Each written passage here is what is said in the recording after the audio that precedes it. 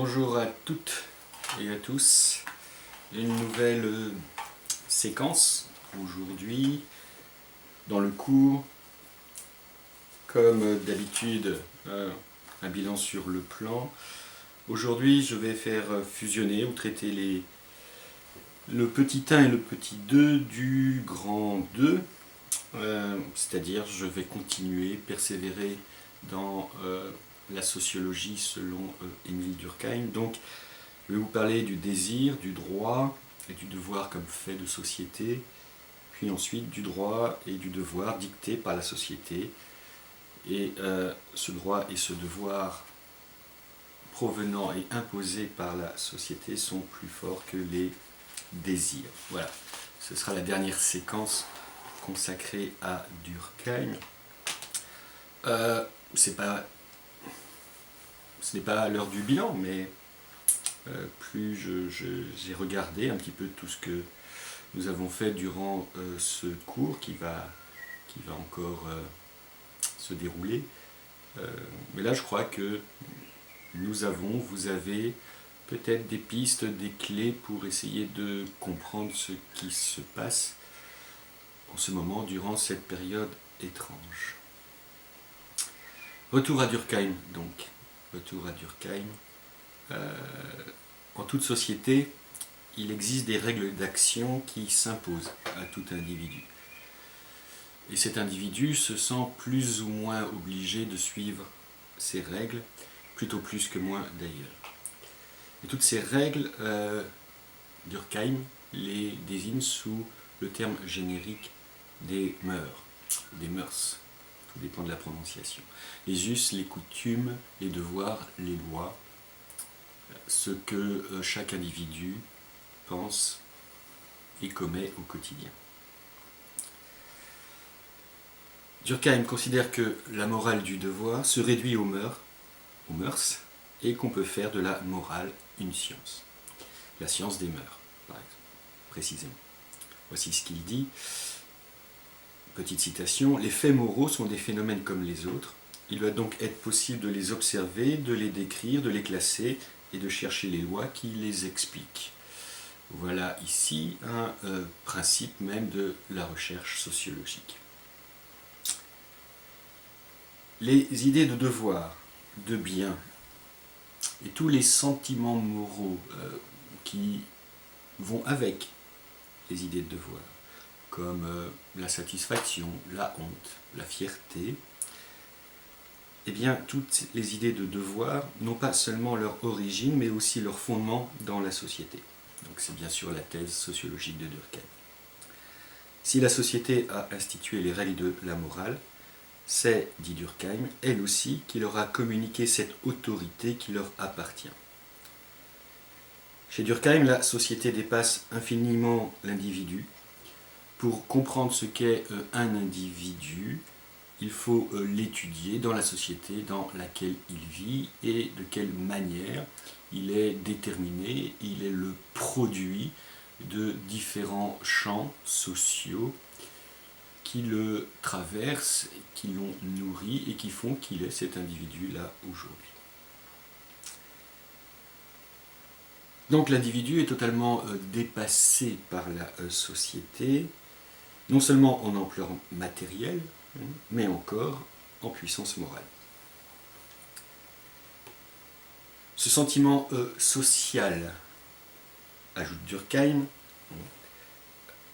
je parle bien sûr des règles de la méthode sociologique, et je vais déborder un petit peu dans d'autres livres de Durkheim, la division du travail social, mais aussi un gros livre qui s'appelle l'éducation morale. Ce sentiment social d'appartenance à une société est perpétuellement entretenu en nous par, je cite Durkheim à nouveau, la pression que la société exerce à chaque instant sur nous et dont nous ne pouvons pas ne pas avoir conscience. Toutes les fois où nous délibérons pour savoir comment nous devons agir, je répète, toutes les fois où nous délibérons pour savoir comment nous devons agir, il y a une voix qui parle en nous et qui nous dit « Voilà ton devoir ». Cette voix, ajoute Durkheim, est celle de la société, et non pas une petite voix provenant de ma conscience ou de ma raison. Cette voix, c'est celle de la société qui, en nous formant moralement, a mis en nous ces sentiments qui nous dictent si impérativement notre conduite ou qui réagissent avec énergie quand nous refusons d'obéir à leurs injonctions. L'intérêt de la sociologie ici, c'est qu'elle se livre à une critique, une destruction d'une illusion, bien sûr celle du libre arbitre, mais aussi l'illusion, c'est moins une illusion qu'un sentiment, un sentiment qu'il s'agit, si vous êtes sociologue, si vous adoptez donc les clés de la sociologie de Durkheim, un sentiment qu'il s'agit de dépasser. Par exemple, le sentiment de l'amour-propre. Personne n'aime reconnaître, et là ici je pense à l'actualité, personne n'aime reconnaître que son devoir finalement est d'obéir à la société. Quoi qu'il en soit, pour Durkheim, le devoir, je cite, c'est la morale conçue comme une autorité à laquelle nous devons obéir, parce qu'elle est une autorité et pour cette seule raison. Et le devoir, c'est la société en tant qu'elle nous impose des règles, assigne des bornes à notre nature, tandis que le bien, c'est la société, mais en tant qu'elle est une réalité plus riche, plus forte que la nôtre, et à laquelle nous ne pouvons nous attacher sans qu'il en résulte un enrichissement de notre être. Autorité, bien sûr, obligation, mais également chez Durkheim, enrichissement de notre enrichissement grâce à la société à laquelle l'individu appartient. L'individu tel Robinson ou Crusoe, ou l'ermite, ne peut rien seul, isolé, face à la société. Alors pourquoi Durkheim place-t-il l'autorité morale et le devoir du citoyen dans la société? Autrement dit, est-ce parce qu'il y a société que celle-ci doit devenir législatrice de nos devoirs? Là, la réponse de Durkheim est un petit peu ambivalente. Ce n'est pas simplement parce que la société existe qu'elle possède une autorité morale, mais plus subtilement, c'est parce que la société constitue une réalité psychique plus haute que celle de l'individu isolé, qu'elle est en droit de fixer les devoirs des individus qui la constituent. Durkheim livre une définition de la société. Pour bien comprendre encore une fois cette idée d'autorité. La société, la source et le lieu de tous les biens intellectuels qui constituent la civilisation. À ce titre, la société est un fait qui se trouve au-dessus de la suprématie physique et psychique de l'individu isolé. En effet, selon Durkheim, que peut faire, encore une fois, un individu seul face à la société? Il peut ne pas être satisfait, il peut être douteux, il peut essayer de se révolter, mais en dernier lieu, il se démarque toujours à partir de ce devoir moral d'obéissance. Fort de ce constat, puisque l'individu isolé n'est pas de force à lutter contre cette société, son intérêt est de reconnaître que de la société nous vient l'essentiel de notre vie mentale. Dès lors, ce fait peut s'ériger en droit, c'est-à-dire l'individu ne peut que reconnaître que la société constitue par nature, encore une fois, une autorité morale qui légifère ses actes et pensées. La pensée du droit chez Durkheim est ici.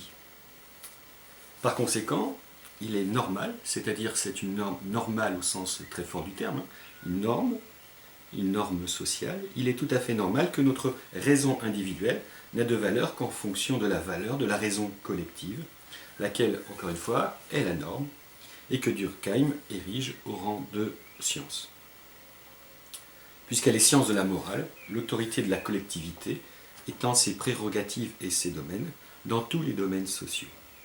Par exemple, nos jugements esthétiques, savoir ce que je disais tout à l'heure avec l'amour-propre, ici le goût, chacun est convaincu qu'il possède son propre goût et que finalement des goûts et des couleurs on ne discute pas. Grave erreur pour Durkheim. Nos jugements esthétiques sont entièrement déterminés par le jugement social à partir de l'instant où l'art est un marché qui s'évalue dans la sphère, dit Durkheim, de la chose sociale. Par conséquent, nous ne pouvons que nous incliner devant la société, qui est cet être supérieur dont nous ne sommes qu'une partie, et bien sûr la somme des parties, des petits individus que nous sommes, cette somme soit toujours inférieure au tout. Quelques mots de conclusion donc. Le droit d'un individu dépend de la société. Durkheim ne pense le droit qu'en termes de droit civil. Nous verrons que cela a son importance pour la suite du cours. Et le devoir de tout individu est avant toute chose une contrainte civile. Dès lors, la part de ces désirs individuels est très restreinte, je dirais pratiquement très secondaire par rapport à cette autorité que constitue la société.